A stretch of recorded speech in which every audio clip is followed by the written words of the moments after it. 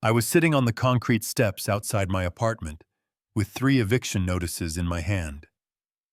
$17 left in my bank account, and my mom's medical bills sitting on my shoulders like bricks.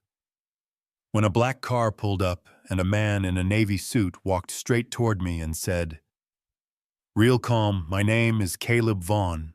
I need you to pretend to be my wife for 1 week.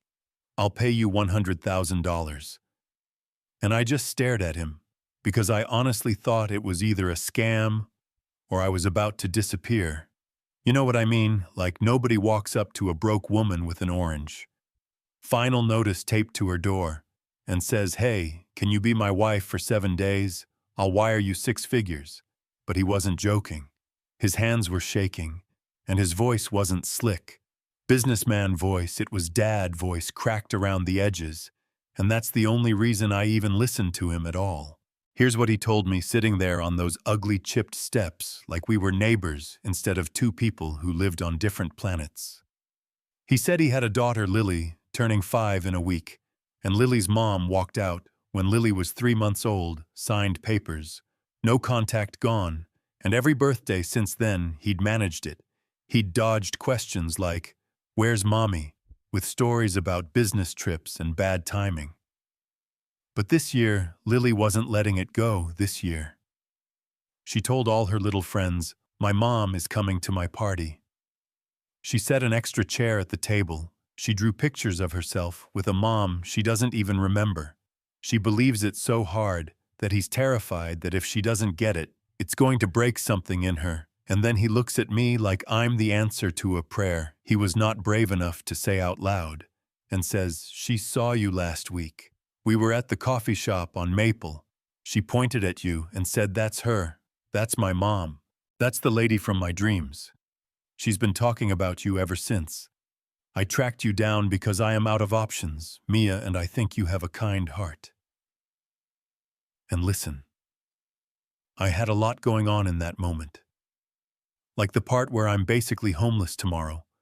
The part where I'm choosing between rent and keeping my mom alive. The part where I haven't slept in 2 days because I've been trying to figure out which friend I can crash with without being a burden. But then he showed me a picture of Lily, this tiny girl with big brown eyes and curly hair, smiling like sunshine. And suddenly, this whole ridiculous thing didn't feel like a hustle. It felt like an emergency, so I asked him, "What exactly are you asking me to do?" And he said, "1 week. You stay in my house. You have your own room, your own space. You don't owe me anything physical ever. You let Lily believe you're her mom who's been away on work. You show up for breakfast, bedtime, her birthday party. You give her one memory of having both parents at the same table. I give you 50,000 today, 50,000 at the end. I pay off your mom's hospital balance by end of day, and you never have to see these steps again. And I'm telling you right now, I said yes, call me whatever in the comments. If you want, call me desperate because I was, but I dare you to say no in that spot when your whole world is already burning, and someone hands you a fire extinguisher and says all you have to do is love a kid for a week. 20 minutes later, I am not sitting on a step anymore. I'm sitting in the back of a black car, watching the city get richer out the window, turning up through iron gates into a house that looks like a magazine ad, floors that shine fresh flowers, a staircase that curves like it's posing for a photo. And I'm thinking, don't touch anything. You can't afford to replace Mia. And he's walking me through this plan like it's a mission briefing. Lily thinks her mom travels for work, so I'm back from work.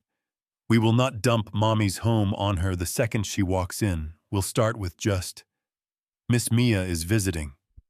Let Lily come to me on her own. Keep everything slow so it's not weird. He's done thinking about this. He's mapped it, and then he starts telling me about Lily in a way that made me feel something I wasn't ready for, like, she's shy at first, but she's funny once she's comfy. She loves butterflies. She hides under her bed when she's scared, because that's her safe spot. Purple is her favorite color, not light. Purple, real purple. If she doesn't like you, you'll know in 30 seconds. But if she loves you, that's it. You're hers forever.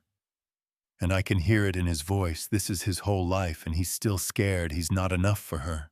When Lily finally came home from preschool, I swear the air in that house changed. I don't even know how to explain it. This tiny girl in a purple dress with a backpack covered in butterfly stickers walks in, stops dead in the doorway when she sees me, and the whole house just holds its breath. Caleb says soft, "Lily, sweetheart, this is Miss Mia. She's going to be staying with us for a little while." And Lily just stares at me like she's scanning my soul. And I'm thinking, if this kid screams stranger danger, I'm out. It's over, we tried. But instead, I crouch down and say, "Hey, Lily, did you know butterflies taste with their feet?" And she blinks and whispers, "No, they don't." And I go, "Yes, they do. They land on flowers and they go, this is yummy with their toes." And she cracks, she giggles, she steps closer, and 10 minutes later, she's in my lap, asking if caterpillars are scared when they melt into goo. And I'm answering like, this is normal for me, like, I haven't just been hired to be someone's mother for cash. And I look up, and Caleb is leaning in the doorway, watching us with this look on his face like relief and heartbreak at the same time. And that's when I realized this wasn't a game for him. This wasn't about how it looked to his friends. This was a father in survival mode doing whatever it took to hold his kid together. That first night, I read Lily her bedtime stories, turned on her little moon nightlight, tucked her in under a purple comforter that probably cost more than my old car. And right when her eyes started to close, she whispered, "Are you my mommy?" And time just stopped. Caleb went still in the doorway.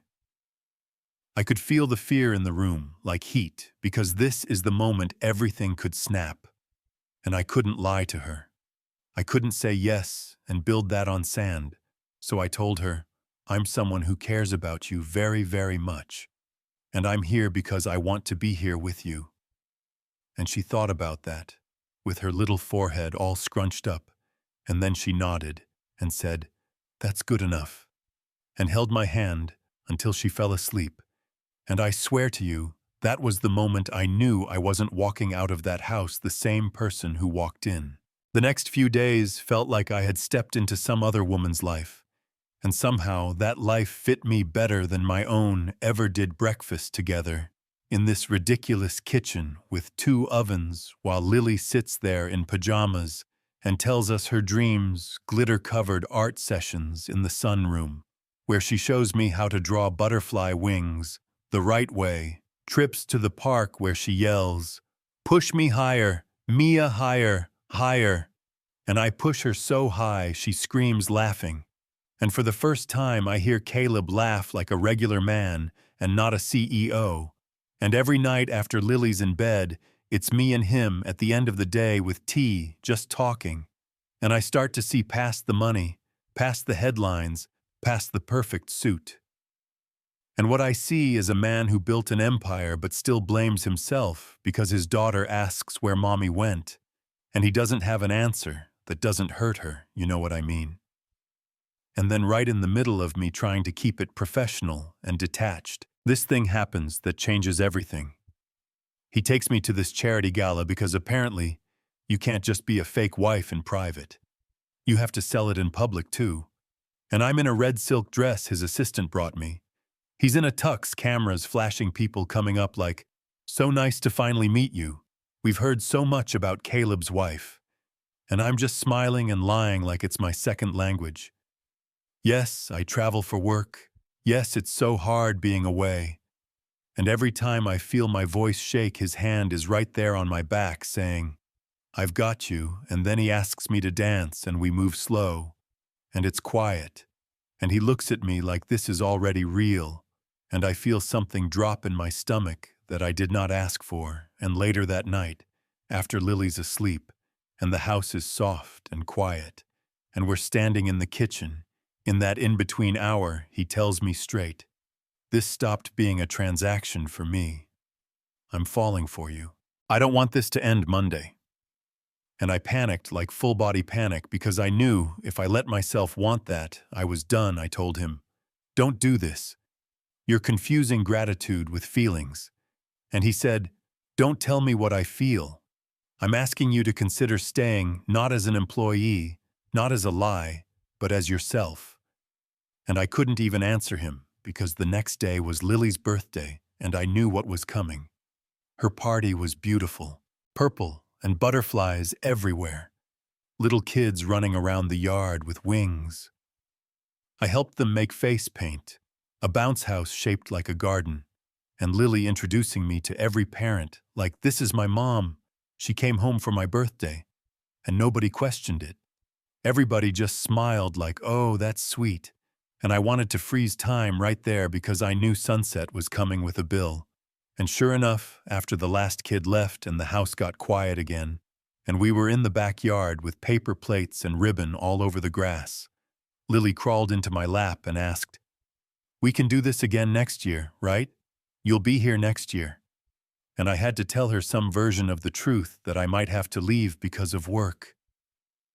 And she just broke in my arms crying, why does everybody leave me? Why doesn't anybody stay? And that sound is going to live in my chest forever. Because you can pretend all you want in front of adults, but you can't pretend in front of a crying 5-year-old who just wants to know if love is going to disappear again. That night, after we finally got her calm and asleep, with her stuffed butterfly in one arm and my hand in the other, I went downstairs and told Caleb, we can't dodge this anymore. And he said, stay. Please just stay. Move into the guest room. We'll go slow. We'll be honest with her in a way that doesn't shatter her. I'll bring your mom here. She can have her own space. You won't have to choose between taking care of her and being here. Keep the money. I'm not buying you. I'm asking you to build a real life with us. And if at any point it doesn't feel right, we stop. All I am asking is that you don't walk out tomorrow and rip her open like that. And nobody had ever in my life said to me, you don't have to fight this by yourself anymore. We'll make room for you and your people. So yeah, I stayed. And staying turned into breakfast routines and school drop-offs, and him handing me coffee in the kitchen calling me baby without thinking, and my mom living in his house calling him son when she thought he couldn't hear, and Lily running around grocery stores telling strangers, this is my family. And one morning, 6 months later, pancakes on the stove, everybody still in pajamas. He looked at me, hands shaking, like they did that first day on my steps, and he said, Mia, I love you. Will you marry me? And I said yes before my brain even caught up, and a judge signed papers and made me Lily's legal mother. And she stood there in her little purple dress and told the courtroom in her serious 5-year-old voice, she's my real mom because she stayed. And that was it for me. So now I'm going to ask you what I ask everybody who hears this story. Was I wrong to say yes on those steps? Was he wrong to ask? Do you think family is about blood? Or do you think family is about who shows up and keeps showing up even when it's messy and scary and everybody else already left? Tell me in the comments and tell me where you're watching from, because I'm curious how many of you have seen something like this in real life and how many of you would have said yes too, because yeah, that happened.